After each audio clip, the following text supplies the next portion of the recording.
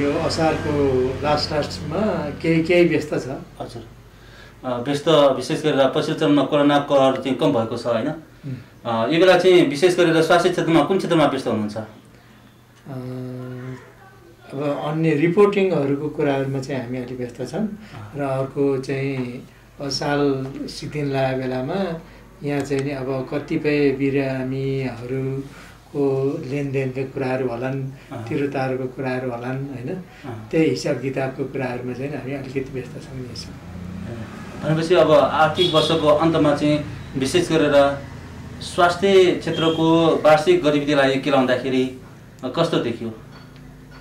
वार्षिक गतिविधिलाई केलाउँदाखेरि हामीले वार्षिक कार्यक्रम धेरै कार्यक्रमहरू गर्नुपर्ने थियो, त्यो गर्न सकिएन, जसले गर्दाखेरि हामीले धेरै जसो कार्यक्रमहरू गर्न सकेनौँ र त्यो कार्यक्रमहरू जम्मै फिर्ता भएका छन्।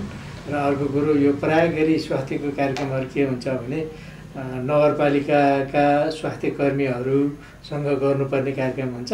त्यो कार्यक्रम भएको कारणले गर्दाखेरि नगरपालिकाभित्रका जति पनि स्वास्थ्य कर्मीहरू हुनुहुन्छ उहाँहरू एकदम व्यस्त हुनुभयो, जसको कारणले गर्दाखेरि उहाँ गएर कार्यक्रम गर्न नसकिने अवस्था भयो। त्यो कारणले गर्दाखेरि हामीले त्यो कार्यक्रमहरू सञ्चालन गर्न सकेनौँ र त्यसैले चाहिँ हामी अहिलेको अवस्थामा त्यति साह्रो धेरै कार्यक्रम नगरे तापनि केही अन्य कुराहरू चाहिँ नि के छ कसो छ भन्ने कुराहरूमा रिपोर्टिङका गर्ने कुराहरूमा र रिपोर्टिङको कुराहरूमा पनि प्राय गरी अब यो असार नसिद्धिकन रिपोर्टिङ गर्ने कुराहरू आउँदैनन्, रेगुलर कार्यक्रम चाहिँ सञ्चालन भइरहेछ। अब वार्षिक समीक्षा गर्ने बेला आयो कि कहिले गरिन्छ समीक्षा? वार्षिक समीक्षा भनेको अब पछि हो होइन, यो असार मसान्त सकियोस् त्यसपछि रिपोर्टिङ गर्ने कुराहरू हुन्छ, रिपोर्ट बनाउने कुराहरू हुन्छन्। त्यसपछि चाहिँ नि वार्षिक समीक्षाहरू गर्ने कुराहरूमा हामी लाग्छौँ र रिपोर्टिङ तयार गर्ने कुराहरूमा लाग्छौँ। अहिले चाहिँ नि प्राय गरी यही कोभिडकै विषयमा कोभिडकै चाहिँ नि रिपोर्टिङहरू गर्ने कुराहरूमा चाहिँ हामी व्यस्त छौँ। कोरोनाको कारणले विशेष गरेर हरेक क्षेत्रमा प्रभाव परेको छ, स्वास्थ्य क्षेत्रमा सक्रियता देखाएको छ भन्छन् होइन? अब कतिको सक्रियता देखाउन सक्यो? यस्तो छ, स्वास्थ्य क्षेत्रमा सक्रियता भन्नाले स्वास्थ्य कर्मीहरूले अलिकति सक्रिय भएर काम गर्नु भएको छ। यो कोरोनालाई रोकथाम गर्न, नियन्त्रण गर्न, उपचार गर्न हस्पिटलहरूले प्राय गरी उपचार गर्नमा चाहिँ व्यस्त हुनुभएको छ र त्यही डायग्नोसिस गर्नलाई व्यस्त हुनुभएको छ, भनौँ निदान गर्नलाई व्यस्त हुनुभएको छ भने अन्य पब्लिकका कुराहरूमा चाहिँ नि जस्तै कन्ट्याक्ट ट्रेसिङका कुराहरू भए, अनि बिरामीलाई चाहिँ नि व्यवस्थापन गर्ने कुराहरू भयो, आइसोलेसनमा पठाउने कुराहरू भयो, रिपोर्टिङ गर्ने कुराहरू भयो, यी कुराहरूमा चाहिँ नि स्वास्थ्य कर्मीहरू स्वास्थ्य चाहिँ नि त्यतापट्टि चाहिँ व्यस्त भएको हो। र अन्य कुराहरूमा जस्तै अन्य क्रियाकलापहरू चाहिँ जति पनि गर्नुपर्ने क्रियाकलापहरू थिए त्यो क्रियाकलाप चाहिँ राम्रोसँग गर्न सकिएन, जसले गर्दाखेरि केही कुराहरू त गऱ्यौँ हामीले होइन, बिचमै पनि गरियो र योभन्दा पहिला पनि गरियो र जसले गर्दाखेरि हाम्रो जिल्लामा चाहिँ के भयो भन्दाखेरि मुख्य गरिकन चाहिँ नि एमएसएस भन्ने कार्यक्रम थियो एउटा। एमएसएस भनेको चाहिँ नि मिनिमम सर्भिस स्ट्यान्डर्ड भन्छ। त्यो कुनै पनि स्वास्थ्य संस्थाहरूबाट सेवा दिनको लागि तयारी अवस्थामा राख्न, त्यो सेवाहरू प्रदान गर्नको लागि कुन के क्रियाकलापहरू तयार गर्दाखेरि सजिलो हुन्छ भन्ने कुराहरू छन्। त्यो मापदण्ड पुर्याउनको लागि भनेर पुर्याउने अवस्था कस्तो छ भनेर हामीले एकपटकको समीक्षा चाहिँ गरेका छौँ र एकपल्टको इभ्यालुएसन गरेका छौँ। अब 6 महिनापछि सायद कुनै स्वास्थ्य संस्थामा यही महिनामा असारमै पनि इभ्यालुएसन हुन्छ र त्यसले कतिको प्रगति गर्न सक्यो भन्ने कुराको जानकारी पाउन सकिन्छ।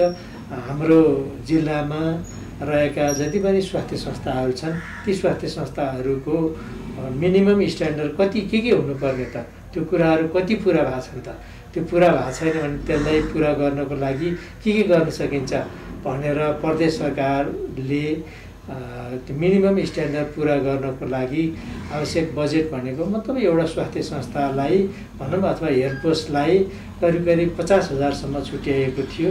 त्यो छुट्याएको 50,000 चाहिँ नि हामीले स्वास्थ्य संस्थाहरूलाई उपलब्ध गराएका छौँ। त्यो उपलब्ध गराएकै स्वास्थ्य बाट उहाँहरूले आफूले गर्न सक्ने, गर्न मिल्ने होइन कुराहरू चाहिँ नि उहाँले गरिरहनु भएको छ र फुलफिल गर्नुभएको छ। ग्याप जुन देखिएको थियो त्यो ग्याप चाहिँ नि पुरा गर्नलाई कोसिस गर्नुभएको छ। त्यही अनुसारको व्यवस्थापन भयो, राम्रोसँग भयो भनेदेखि स्वास्थ्य संस्था चाहिँ नि तयारी चाहिँ राम्रो छ भन्ने कुरा चाहिँ आउन सक्छ। र हाम्रो भक्तपुर जिल्लामा हेर्ने हो भनेदेखि स्वास्थ्य संस्थाको सुरुमा गर्दाखेरिको इभ्यालुएसन हेर्दाखेरि चाहिँ नि 90% चाहिँ ल्याउनु स्कोर चाहिँ नि प्राप्त गर्नुभएको छ। यो कोरोनाको कहरको बिचमा पनि 90% को हाराहारीमा चाहिँ कार्य सम्पादन गर्न सकेको छ। होइन, कार्य सम्पादन भन्दा पनि त्यो मिनिमम स्ट्यान्डर्ड चाहिँ त्यहाँसम्म पुगेको छ। त्यस्तो किसिमको संस्था पनि छ भन्नु। अब समुदायमा चाहिँ कोरोनाको कहर बढ्दाखेरि भेन्टिलेटर छैन, आइसियु छैन, न्यूनतम यो अक्सिजनको अभावमा पनि मानिसहरूको ज्यान गयो, चिकित्सा भयो भने गुनासो सुन्दै आएका छौँ होइन। अब पहिलो चरणमा केही सङ्क्रमितको सङ्ख्या घटेको छ, फेरि दोस्रो पछि तेस्रो चौथो पनि आउन सक्छ भनेर चाहिँ चेतावनी दिइरहेको छ। यो बेलाको पूर्व तयारी कतिको अहिले सहज भएको मान्न सकिन्छ? होइन, अहिले चाहिँ यो केस नभएको कारणले गर्दाखेरि केही सहज भएको भन्ने चाहिँ भन्न मिल्छ। तर तेस्रो लहर आउन सक्ने सम्भावना धेरै छ। किन पनि धेरै छ भनेदेखि हामीले चाहिँ के भन्थ्यौँ भनेदेखि तेस्रो लहर आउनु दिनु हुँदैन भन्ने सोच राखेको हो। तेस्रो लहर आउनु नदिनको लागि चाहिँ गर्नुपर्ने कुराहरू थुप्रै थिए। जस्तै केस शून्यमा नगइकन चाहिँ लकडाउन खोल्नु हुँदैन भन्ने कुरो एउटा होइन। अनिखेरि केस शून्यमा गइसकेपछि पनि करिब करिब कम्तीमा पनि 10 दिन जति चाहिँ नि राख्नुपर्छ होइन भन्ने कुराहरू थियो। त्यो भइसकेपछि मात्रै तेस्रो लहर आउनलाई चाहिँ रोक्न सकिन्थ्यो भन्ने हो। तर त्यो नभइकन अहिले नै चहल पहल हेर्ने हो भनेदेखि यदि अहिले कोरोना देखिने हो भनेदेखि धेरै सङ्ख्यामा बढ्न सक्ने सम्भावना चाहिँ देखिएको छ। त्यो कारणले गर्दा तेस्रो लहर आउन सक्छ भन्ने चाहिँ लाग्छ।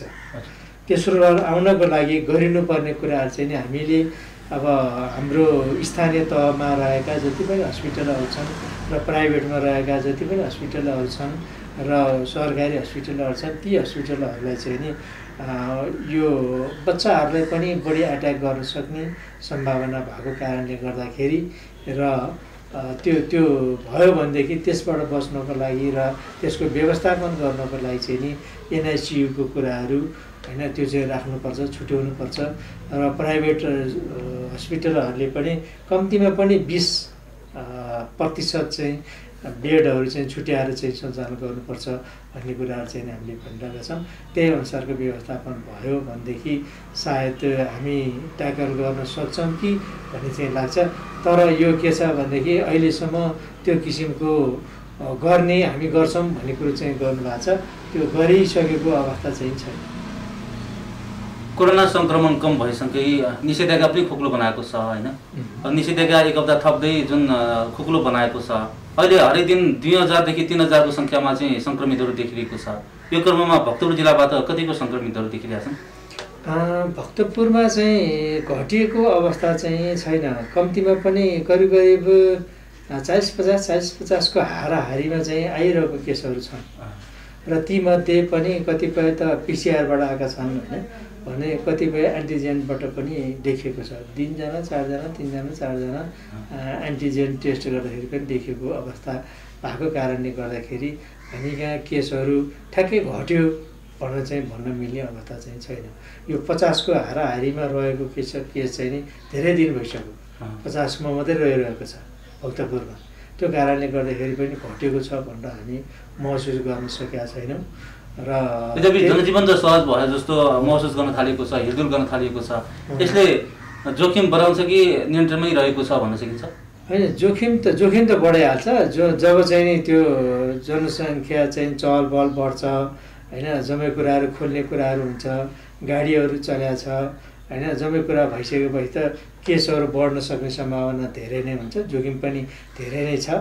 र अर्को कुरो के छ भनेदेखि जस्तै एन्टिजेनमा पनि त्यो पोजिटिभ देखिएको कारणले गर्दाखेरि एन्टिजेनमा भएको कारणले गर्दाखेरि चाहिँ नि एन्टिजेनमा जति देखिन्छ ती चाहिँ बढी सर्न सक्ने सम्भावना भएका बिरामीहरू चाहिँ त्यो कारणले गर्दाखेरि तिनीहरूले बढी सार्न सक्छन् कि भन्ने जस्तो लाग्छ।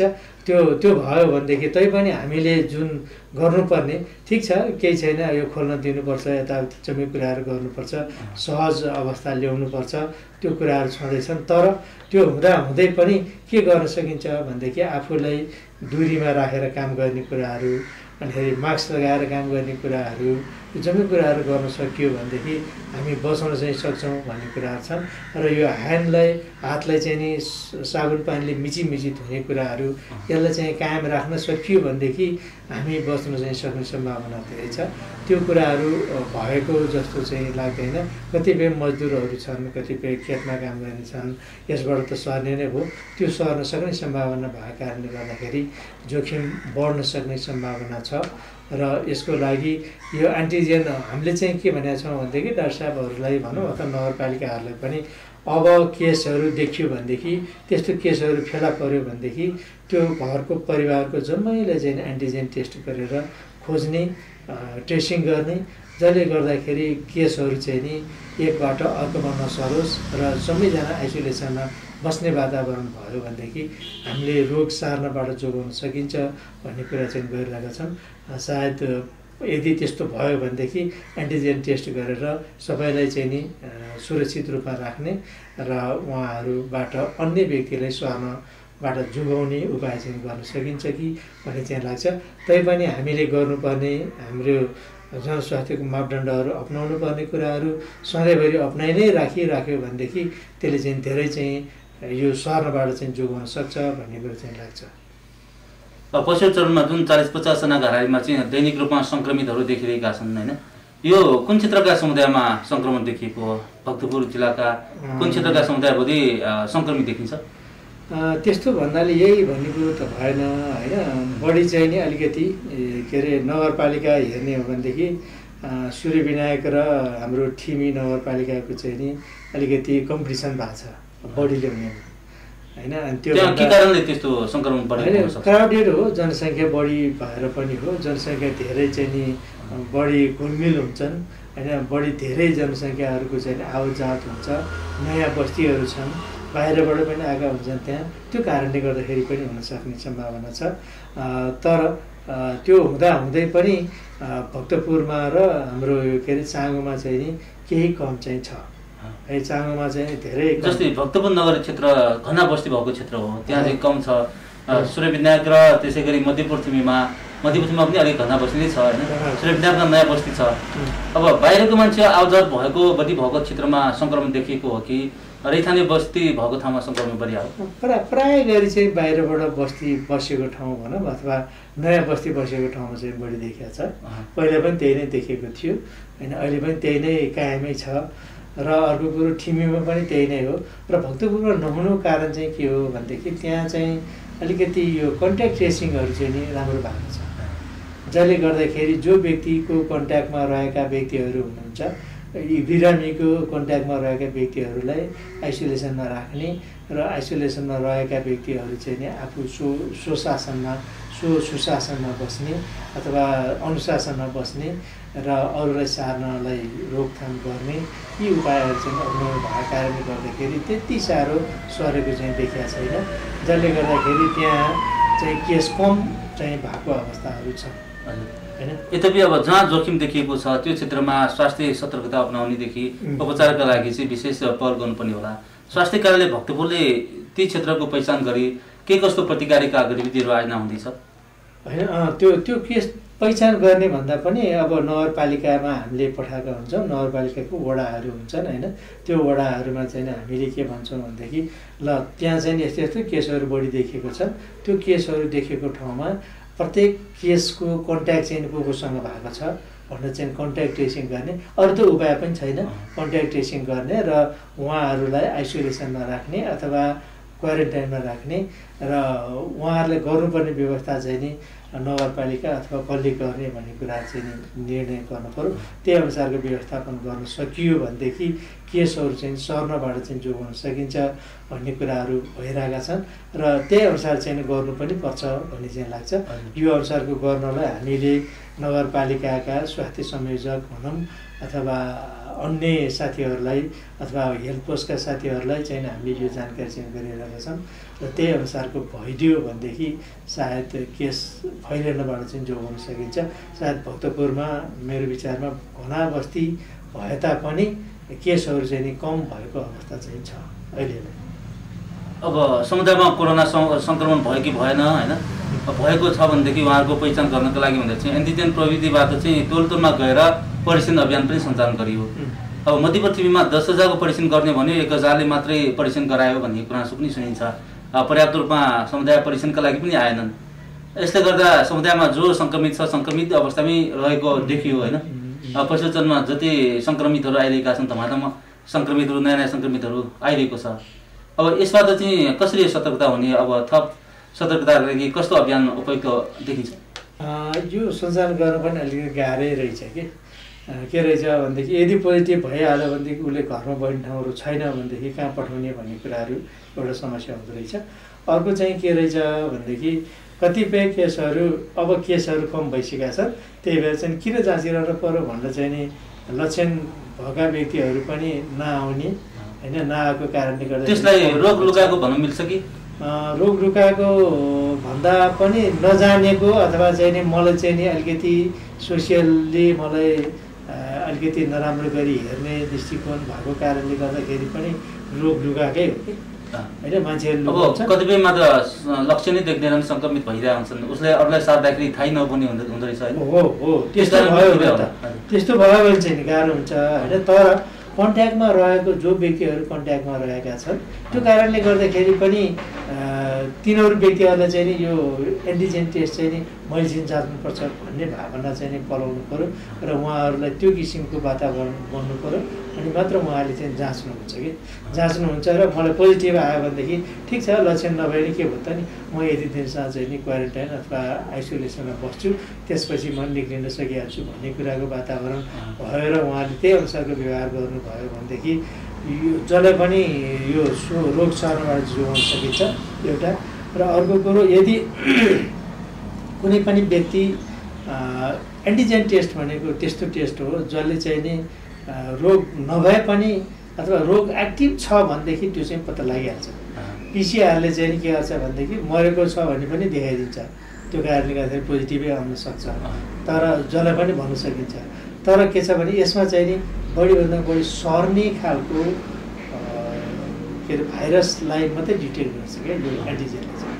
त्यो कारणले गर्दाखेरि त्यो एन्टिजेन टेस्ट गराइहाल्न पाइयो भनेदेखि जो जति कन्ट्याक्टमा भए पनि नभए पनि शङ्का लाग्यो भनेदेखि अथवा नलागे पनि गएर जचाउन सकियो भनेदेखि जाँच्न पाइयो भनेदेखि त्यस्तो व्यक्तिहरूलाई चाँडै नै पहिचान हुन्छ र जसले गर्दाखेरि रोग सर्नबाट चाहिँ जोगाउन सकिन्छ र उसलाई पनि कम्प्लिकेसनहरूबाट हुनबाट चाहिँ जोगाउन सकिने अवस्था हुन्छ। त्यो कारणले गर्दाखेरि सबैले जाँच्नुपर्छ भन्ने कुराहरू हुन्। त्यही नभएकै कारणले गर्दाखेरि हामीले जति पनि त्यहाँ चाहिँ नि नगरपालिकामा 10,000को टेस्ट गर्ने भनेर चाहिँ छिमी नगरपालिकाले भनेको थियो, त्यो अनुसारको नभएको कारण चाहिँ त्यो पनि हो। समुदायमा परीक्षण गर्नुपर्छ, आफूमा सङ्क्रमण देखियो तर केही लक्षण नदेखिँदाखेरि पनि आफ्नो कारणले गर्दा अरूलाई सर्न सक्छ भन्ने कुराको हेक्का भएन होइन, हेक्का भएन र आफैले गर्नु भएन। आफैले चाहिँ हामीले मलाई भए पनि के भयो र अरूले नसरोस् भन्ने कुराको भावना चाहिँ जागृत हुनु पर्यो, जसले गर्दाखेरि म पनि सुरक्षित हुन्छु र अरूलाई पनि सुरक्षित राख्छु भन्ने भावना पैदा भयो भनेदेखि उसले गएर जुनसुकै ठाउँमा गएर पनि जाँच्न सक्छ, जाँच्न मिल्छ र अहिले पनि जाँच्न मिल्छ। यदि त्यस्तो छ भनेदेखि सायद मेरो विचारमा लाग्छ त्यो कतिपय ठाउँमा हस्पिटलहरूमा चाहिँ एन्टिजेन टेस्ट गरिरहेछ, त्यो पनि निःशुल्क हुन्छ होइन। त्यो कारणले गर्दाखेरि सजिलोसँग जाँच्न पनि मिल्छ र तुरुन्तै रिजल्ट पनि आउँछ। तुरुन्तै रिजल्ट आउने कारणले गर्दाखेरि म के भएँ, मलाई भएको छ कि छैन भन्ने कुरा थाहा हुने कारणले गर्दाखेरि यो चाहिँ सबैजनाले जाँच्न पर्छ र आवश्यक पनि छ। त्यही अनुसारको व्यवस्थापन गरिदियो भनेदेखि यो रोगलाई फैलिनबाट चाहिँ जोगाउन सक्ने सम्भावना धेरै छ। र यदि त्यस्तो भयो र त्यस्ता व्यक्तिहरू फेला परे भनेदेखि 10 दिन जति क्वारेन्टाइनमा चाहिँ नि कुर्नु चाहिँ पर्छ, आइसोलेसनमा बस्नुपर्छ। सो के भन्छन् यो आफैले गर्ने मूल्याङ्कन अनुसार चाहिँ नि बस्नु पर्यो र त्यही अनुसारको व्यवहारहरू गर्यो भनेदेखि परिवारलाई पनि सर्दैन, अन्य परिवारलाई नजानी सार रहेको अवस्था चाहिँ हुनसक्छ। र कोही व्यक्ति कमजोर छ, इम्युनिटीसँग रोगसँग लड्न सक्ने क्षमता कम छ भने त्यस्तो व्यक्तिलाई अट्याक गरिहाल्छ र जसले गर्दाखेरि अन्तिम अवस्थासम्म चाहिँ पुग्न सक्ने सम्भावना हुन्छ। त्यो नहोस् भन्नको लागि चाहिँ नि सम्पूर्ण व्यक्तिहरूले आफूलाई पाक पर्ने ठाउँ जुनसुकै ठाउँमा भए पनि म यस्तो भएको हुनसक्छ, म पनि जाँच्न तयार छु भनेर त्यो ठाउँमा गएर जाँच्छु भनेदेखि निःशुल्क रूपमा जाँच्ने व्यवस्था भएको कारणले गर्दाखेरि यो चाहिँ गरिदिनु हुन हामी चाहिँ अनुरोध गर्छौँ। अब आफू मात्र अरूबाट सुरक्षित हुने होइन कि आफ्नो तर्फबाट पनि अरूलाई सर्न सक्छ, त्यस कारणले आफू पनि सुरक्षित भएर अरूलाई नसर्ने हिसाबले व्यवहार गर्नुपर्छ भन्ने भावनाका साथ जुन अहिले एन्टिजेन परीक्षण भइरहेको छ, जो कोहीलाई पनि परीक्षणको व्यवस्था गरेको छ र पनि आम समुदाय परीक्षण गरेर आफू स्वस्थ छ कि छैन, आफूमा सङ्क्रमण छ कि छैन, आफूबाट अरूलाई जोखिम हुन्छ कि हुँदैन भनेर चाहिँ परीक्षण गर्नलाई मानिसहरू चाहिँ आतुर देखिएको छैन। उहाँले आकर्षित गर्न के गर्नुपर्छ? आकर्षित गर्नलाई त यो जनचेतनाको कुरो त एउटा भइहाल्यो होइन। पहिला त जागृत गराउनु पर्यो। यो समस्या आउँदैमा चाहिँ मान्छेलाई केही भइहाल्छ भन्ने चाहिँ होइन, नभएको कारणले गर्दाखेरि सबैले जान्नु चाहिँ पर्छ। मलाई समस्या छ कि छैन भन्ने कुराहरू लक्षण नभएको व्यक्तिले पनि लक्षण त्यसले पनि बिरामी भएको छन् र त्यस्ताले पनि सार्न सक्छन्। त्यो कारणले गर्दाखेरि मुख्य गरिकन चाहिँ सोसियल डिस्टेन्स भनौँ अथवा भौतिक दूरी चाहिँ सबैले कायम गर्नुपर्छ। मास्क लगाउने कुराहरू सबैले गर्नुपर्छ। ह्यान्ड सेनिटाइज गर्ने कुराहरू, हात धुने कुराहरू सबैले धुनुपर्छ। यति मात्रै गर्न सक्यो भने पनि बचिन्छ।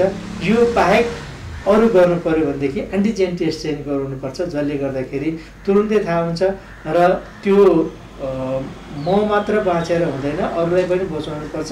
अरू मात्रै नभइकन मेरो घर परिवारका वृद्धहरू हुनुहुन्छ अथवा सुत्केरी महिला होला अथवा सानो बच्चाहरू होला, यिनीहरूलाई सर्यो भनेदेखि के समस्या होला, के अवस्था होला भन्ने हिसाब किताबको महसुस गरेर सबैले जाँच्न गइयो भनेदेखि त्यो बिरामी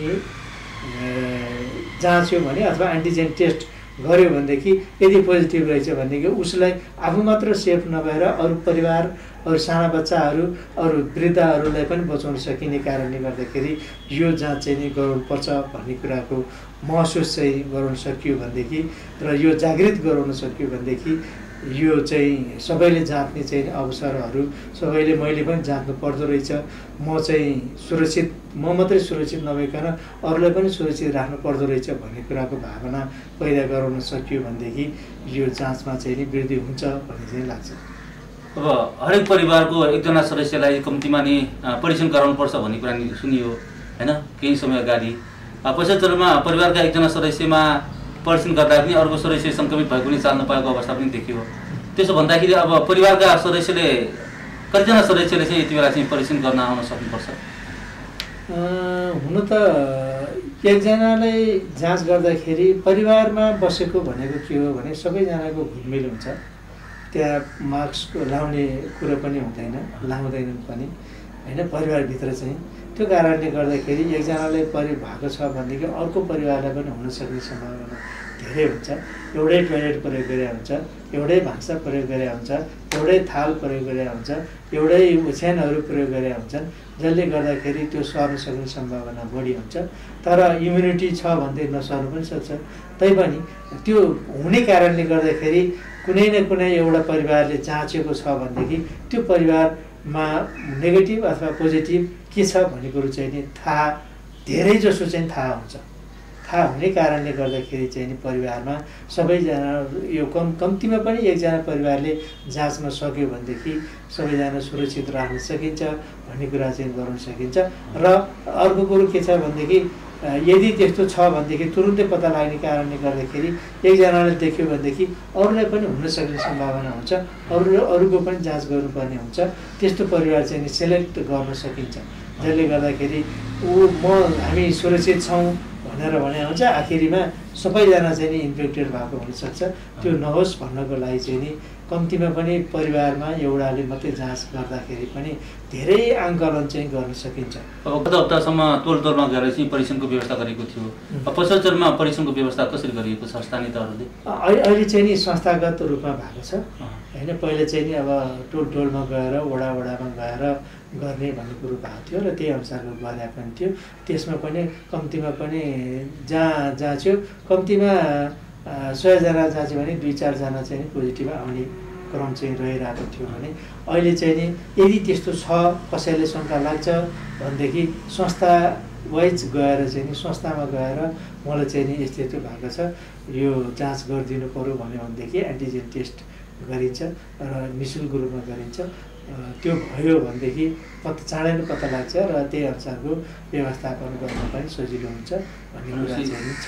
नजिकैको स्वास्थ्य केन्द्र वा अस्पतालमा गएर चाहिँ सम्पर्क नजिकैको स्वास्थ्य केन्द्रमा गएर हामीले चाहिँ नि यदि त्यस्तो छैन हामी कहाँ एन्टिजेन टेस्ट गर्ने ऊ छैन भन्यो भनेदेखि नगरपालिकामा पठाएको छौँ हामीले। त्यो नगरपालिकाको एन्टिजेन चाहिँ नि त्यो स्वास्थ्य संस्थाहरूमा लगेर प्रयोग गर्न चाहिँ सकिन्छ भन्ने कुरो चाहिँ छ।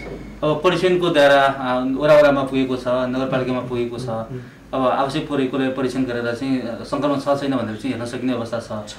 अब आम समुदायमा खोपको पहुँच नपुगेसम्म, खोप सुनिश्चित नभएसम्म चाहिँ सङ्क्रमण दर घट्न सक्दैन भनेर भनिरहेको छ। कतिपयले पहिलो दोस्रो खोप लगाएकालाई चाहिँ 90%भन्दा बढी मृत्युबाट बचाउन सकिन्छ भनेर पनि विश्लेषण गर्न थालिएको छ। अब केही समुदायले मात्रै खोपको पहुँच पुगेको छ, अधिकांश समुदायमा खोप पुगेको छैन। अब असार 22 गतेदेखि दोस्रो खोप लगाउने अभियान पनि सञ्चालन हुँदैछ। जिल्लामा पर्याप्त रूपमा खोप आएको छ छैन के छ? जिल्लामा छ भनेर त मैले भन्नु मिलेन अहिलेसम्म होइन। तर आउँछ के छ भने त्यो पहिले रिजर्भ भइसकेको छ होइन। रिजर्भ भइसकेको छ र विभागमा छ, विभागबाट हामी ल्याउँछौँ खोप चाहिँ।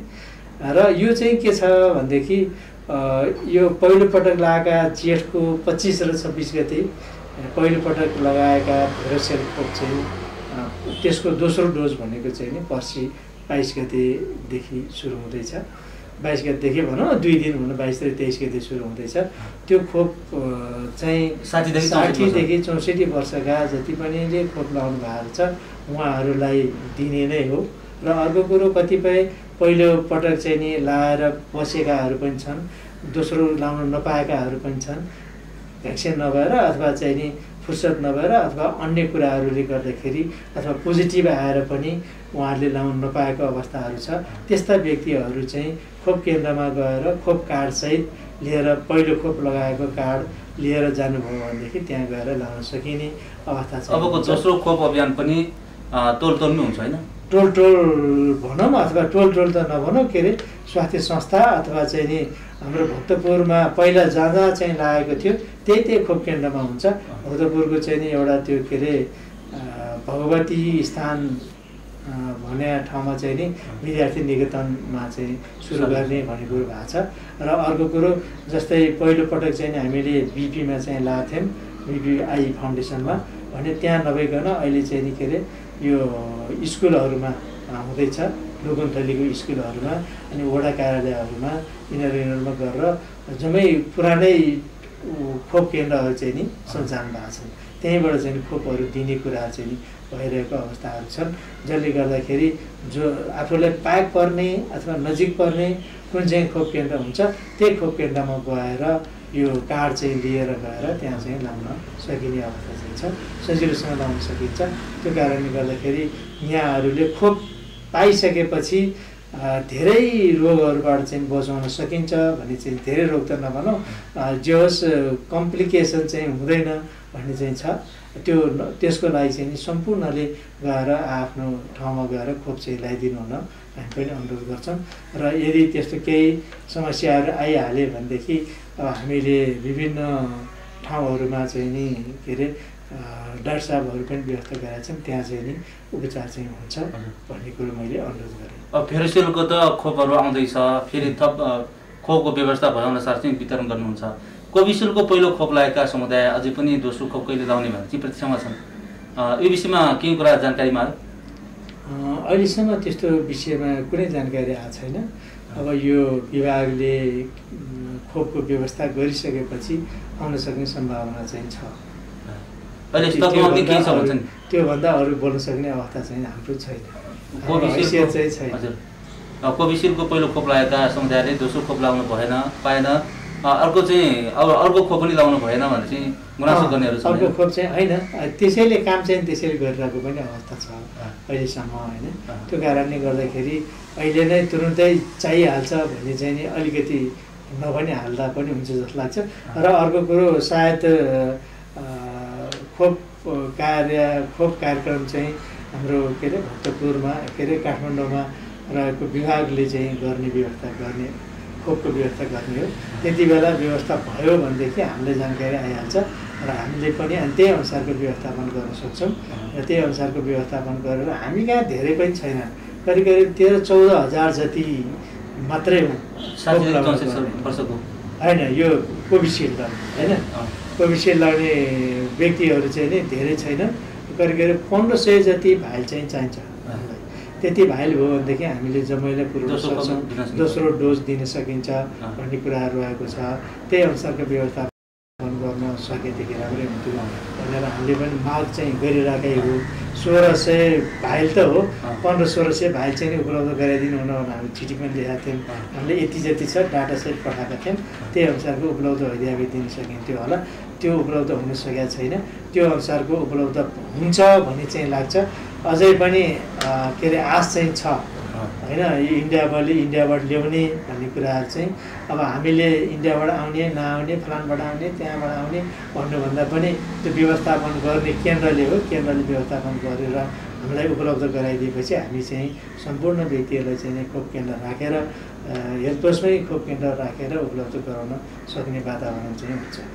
खोप नआएसम्म समुदाय चाहिँ सुरक्षित व्यवहारमा रहनु पऱ्यो, स्वास्थ्य मापदण्ड परिपालनमा रहनु पऱ्यो होइन। हजुर, अब खोपको परीक्षामा रहेका त्यसै गरी कोरोनाबाट सुरक्षित हुनको लागि आम समुदाय स्वास्थ्य सेवा पाउनको लागि प्रतीक्षामा रहेका समुदायमा आजको कुराकानीमा के आग्रह र सन्देश दिनुहुन्छ? हामीले भ्याक्सिन लगाए पनि नलाए पनि अथवा दोस्रो डोज लगाए पनि पहिलो डोज मात्रै लगाए पनि हामी आत्तिहाल्नुपर्ने अवस्था चाहिँ छैन। त्यो कारणले गर्दाखेरि मलाई दोस्रो डोज लगाइसकेको, त्यो कारणले गर्दाखेरि मैले जे गरे पनि हुन्छ भन्ने कुरापट्टि लाग्नु हुँदैन। हामी चाहिँ सुरक्षित रहनको लागि हामीले अपनाउनु पर्ने मापदण्डहरू छन्, जनस्वास्थ्यका मापदण्डहरू, ती चाहिँ सबैले पुरा गर्नै पर्छ। र कहिलेसम्म पुरा गर्ने भन्ने कुरो चाहिँ कुनै निश्चितता छैन। यही बेलासँग गर्नुपर्छ, यति बेला मात्रै गरे पुग्छ होइन भन्ने कुराहरू चाहिँ छैन। भात खाने बेला बाहेक अरू बेला जुन बेला मास्क लगाए पनि हुन्छ भन्ने कुरो चाहिँ गरिदिनु पर्ने छ। र अर्को कुरो हात धुने कुरा चाहिँ नि तपाईँले हात चाहिँ प्रयोग गर्दाखेरि आँखामा प्रयोग गर्दा, नाकमा प्रयोग गर्दा, दाँत कोट्याउँदा होइन, मुखमा प्रयोग गर्दा त्यति बेला चाहिँ नि तपाईँले सक्नुहुन्छ भने त हात धुनै राम्रो साबुन पानीले। यदि सकिँदैन भने कम्तीमा पनि सेनिटाइज चाहिँ गर्नुपर्छ भन्ने चाहिँ छ। त्यो कुराहरू गर्नु पर्यो। र सकेसम्म नचिनेको व्यक्ति भनौँ अथवा चाहिँ नि शङ्का लागेको व्यक्ति भनौँ अथवा कोहीसँग चाहिँ जाने बेलामा त्यो दूरी चाहिँ कायम गर्नुपर्छ। कम्तीमा पनि 2 मिटरको दूरी चाहिँ कायम गरेर हामीले व्यवहारहरू गर्न सक्यौँ भनेदेखि, कुराकानी गर्दा गफ गर्दा जे गर्दाखेरि पनि ती कुराहरू गर्न सक्यो भनेदेखि हामी सुरक्षित हुन सक्छौँ। र अन्य कुराहरू पनि अन्य आफूलाई पनि सुरक्षित राख्ने र अरू व्यक्तिलाई पनि सुरक्षित राख्ने। अहिलेको अवस्था चाहिँ के छ भनेदेखि जुन अहिले भेरिएन्टहरू पनि बढ्दैछन्, ती भेरिएन्टहरूले प्रायः गरी चाहिँ बढी सर्ने खालको चाहिँ भेरिएन्टहरू चाहिँ आएका छन्। त्यो कारणले गर्दाखेरि ती सर्नबाट जोगाउनको लागि हामीले गर्नुपर्ने जुन जनस्वास्थ्यको मापदण्डहरू छन् ती चाहिँ सम्पूर्ण पुरा गर्न सकियो भनेदेखि हामी चाहिँ सुरक्षित हुन सक्छौँ र अरूलाई पनि सुरक्षित राख्न सक्छौँ। अरूलाई भन्दा पनि वृद्धहरूलाई र ज्येष्ठ नागरिकहरू अनि सबभन्दा बढी चाहिँ के त यो कोमर्बिडिटी भएका अथवा चाहिँ अरू रोग लागेका व्यक्तिहरूलाई चाहिँ सुरक्षित राख्नको लागि पनि हामी एक्टिभ उमेरका व्यक्तिहरू चाहिँ नि अलिकति सुरक्षित हुनुपर्छ। अहिलेको चरण हेर्ने हो भनेदेखि करिब करिब 30देखि 30 वर्षको बिचमा 30देखि 60को बिचमा चाहिँ बढी केसहरू चाहिँ देखिएको अवस्थाहरू छ। त्यो कारणले गर्दाखेरि अलिकति मोबिलिटी हुने बढी व्यक्तिहरू भनेको यही उमेर हो। त्यो उमेरमा चाहिँ उमेरकोलाई बढी देखिरहेको छ। त्यो कारणले गर्दाखेरि अरूलाई पनि बचाउनुपर्छ र बच्चाहरूलाई बचाउनुपर्छ भन्ने उद्देश्य राखेर हामीले गर्ने व्यवहार चाहिँ नि त्यो अनुसारको व्यवहार गरिदिउँ भनेदेखि हामी सबैलाई सुरक्षित हुन सक्छौँ। बच्चालाई पनि सुरक्षित राख्न सकिन्छ, वृद्धलाई पनि सुरक्षित राख्न सकिन्छ, आफू पनि सुरक्षित भइन्छ। आफू सुरक्षित हुनु नै अरूलाई सुरक्षित राख्नु हो। त्यो कुरा चाहिँ नि अलिकति सेयर गर्नुपर्छ, सबैजनाले बुझिदिनु पऱ्यो र त्यही अनुसार व्यवहार गरिदिनु पऱ्यो। त्यही चाहिँ म अनुरोध गर्न चाहन्छु। हजुर, अब अन्तमा भक्तपुर जिल्लामा पछिल्लो चरणमा कति सङ्क्रमित भए, कति मृत्यु भए, कति निको भए तथ्याङ्कको हिसाबमा? तथ्याङ्कको हिसाबमा अहिले चाहिँ करिब करिब 290 जति चाहिँ मृत्यु भएको अवस्थाहरू छ। 290 भन्दा अलिक बढी छ है, अहिले ठ्याक्कै मैले डाटा चाहिँ भन्न सकिनँ। होइन, त्यति बढी देखिया छ भने अन्य चाहिँ अहिलेसम्म एक्टिभ केस नै करिब करिब 400 भन्दा बढी छ हाम्रो जिल्लामा। 500 भन्दा घटी होइन? 500 भन्दा त घटी छ, 500 भन्दा घटी छ। र जम्मा टोटल केसहरू हेर्ने हो भनेदेखि करिब करिब 21,000 लागिसकेको छ होइन। त्यसमध्ये 400 को हाराहारीमा मात्रै 400 को हाराहारीमा चाहिँ अहिलेसम्म रहिरहेको सङ्क्रमित छ होइन। अनि धेरै त निको भए। अनि 290 करिब करिब 300 जति त मृत्यु भएको छ होइन। 200 को हाराहारी, 200 भन्दा बढी 300, 290 त हिजो अस्ति नै भएको थियो होइन। भन्नाले त्योभन्दा बढी भएको छ जस्तो लाग्दैन। मृत्यु दर चाहिँ केही घटेको छ होइन, केही सङ्ख्यामा घटेको छ। सङ्क्रमितभन्दा निको हुनेको सङ्ख्या पनि बढेको छ, निको हुने सङ्ख्या बढेको छ। त्यो कारणले गर्दाखेरि हामीले यही अवस्थामा राख्न सक्यो भनेदेखि हामी शून्यमा पुर्याउन चाहिँ सक्छौँ। शून्यमा पुग्नुको लागि हाम्रो व्यवहार चाहिँ नै राम्रो हुनु पऱ्यो। हाम्रो जनस्वास्थ्यको मापदण्डहरू, हामीले अप्नाउने जनस्वास्थ्य मापदण्डहरू राम्रो हुनु पऱ्यो। त्यो भयो भनेदेखि त्यसलाई घटाएर चाहिँ 0मा झार्न सकिने अवस्था चाहिँ छ। तर त्यो गर्ने कुरा चाहिँ तपाईँ हामी सबैजनाको के अरे व्यवहारमा चाहिँ भर पर्छ। हस्, यो जानकारी सन्देशको लागि धेरै धेरै धन्यवाद। हस्, धन्यवाद, नमस्कार।